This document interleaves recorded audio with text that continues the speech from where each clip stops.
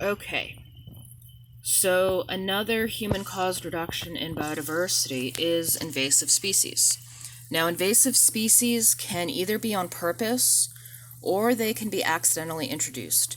So basically, you have an organism moving into a new territory where it's not been found historically, and because it's been moved into this new habitat, it has no predators, there's no disease, and there's no resource limitations which they had in their natural habitat. Over the past 300 years, approximately 50,000 non-native species have established themselves in the U.S., and about 10% of them actually become major problems because they drive native species extinct.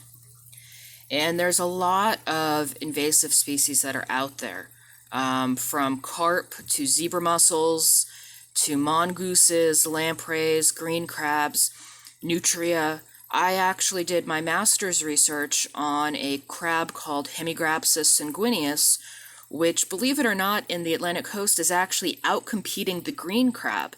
So the green crab invaded New England, and now this new crab is driving the green crab out. Now, if you look at the New Guinea brown tree snake, it was actually introduced to Guam sometime around World War II, and it quickly spread on the island, eating basically everything. It actually drove 12 bird species extinct on the island. Now, you also have pollution from humans. We've already talked about things like pesticides, pollutants like lead. In terms of human population, as we spread, we use up land and we use more resources. Overharvesting is also an issue. We drove the passenger pigeon extinct in the United States from hunting it. The stellar sea cow was driven extinct. Dodos were driven extinct. There's all sorts of examples of organisms that we overharvested and drove extinct. It's expected that most, if not all, major fish stocks will collapse within the next 50 years if we don't start cutting back fishing. And there is a bushmeat trade in less developed countries where they hunt wild animals for food, and we have no idea what they're doing to the populations of those organisms. Pollution is a problem, right? We know that toxic pollutants have a negative effect on organisms. We know that pesticides like DDT led to the decline of predatory birds. We do know that population declines go up food chains because of bioaccumulation of these toxins. And when you look at things like DDT, PCBs, and dioxins, as they move up the food chain, they are a major cause of mortality to keystones, to top carnivores. And we do have this issue with bioaccumulation and biomagnification.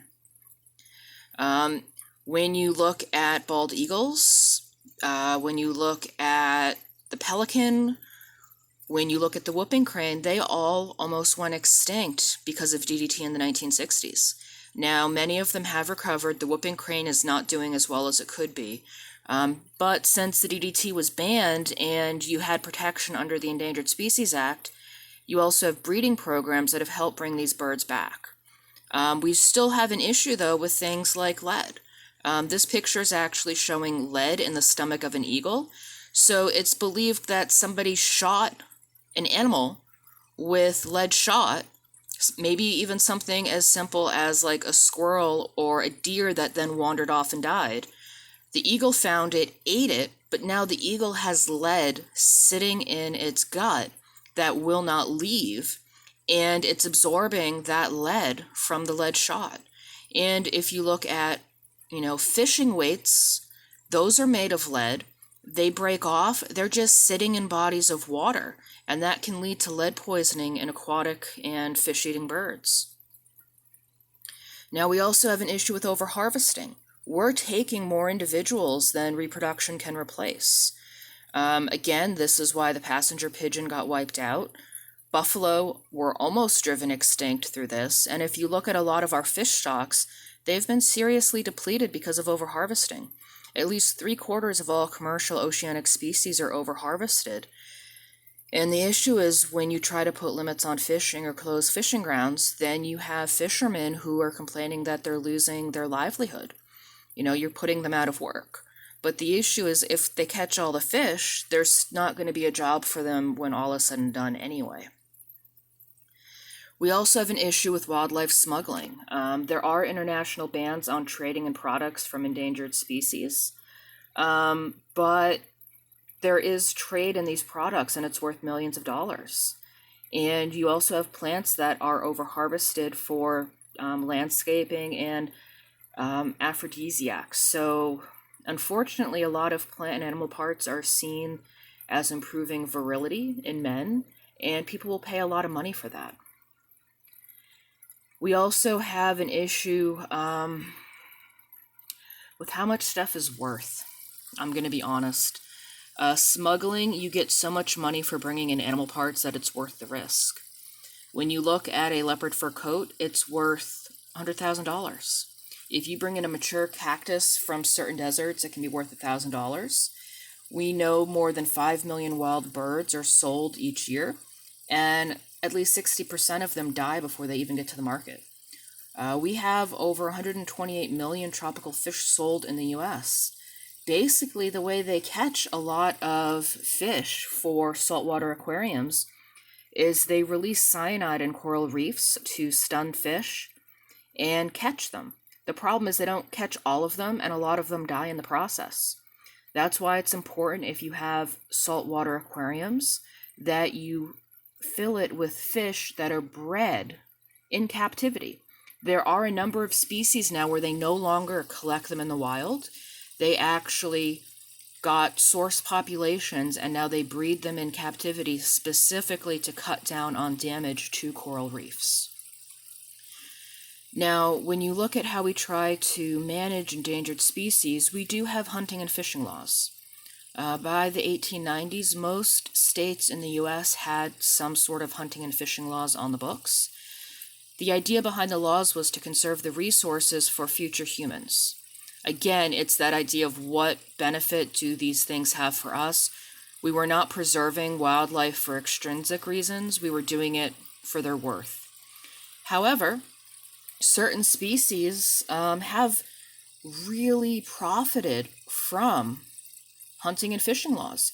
If you look at white-tailed deer, wild turkey, and snowy egrets, because they have very controlled hunting, these populations are doing fantastically.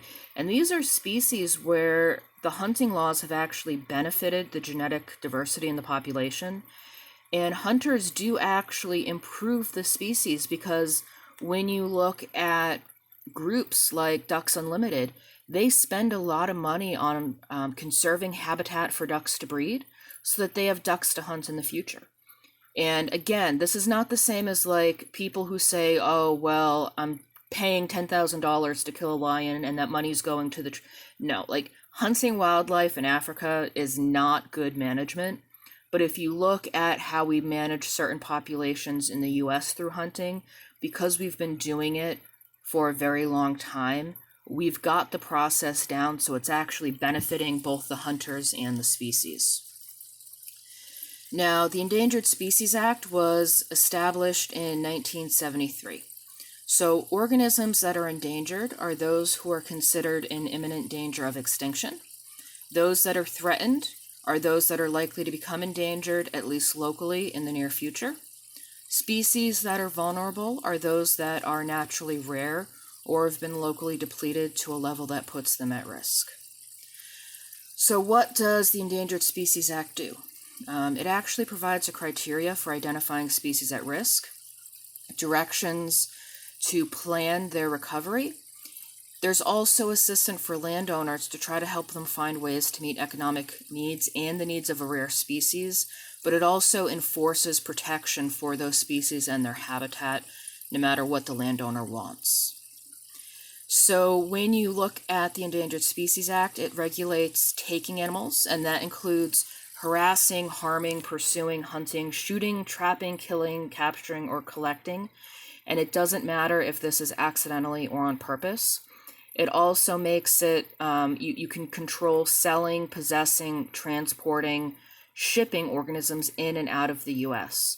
And you can actually have prohibitions that are targeted at entire organisms. their body parts or products made from their body parts. Now, the U.S. currently has about 1,300 species on its endangered and threatened lists, and there's almost 400 species waiting to be considered. Unfortunately, these numbers reflect human interest, not actual status. Invertebrates make up about 75% of all species, but they're only making up 9% of the list. The issue being, invertebrates, things like insects, aren't sexy. People care about the cute, fluffy animals. Also, listing is a very slow process, and at least 18 species have gone extinct while they were waiting to get on the list after being nominated to get on the list. Now, we also have the IUCN. This is a worldwide ruling, so it's the International Union for Conservation of Nature and Natural Resources. This lists about 18,000 endangered and threatened species. However, it has no direct jurisdiction to slow the loss of species. Within the U.S. specifically, it's the Endangered Species Act that provides mechanisms for reducing species losses. Okay, how about we pause here and we will pick up with recovery plans in the next video.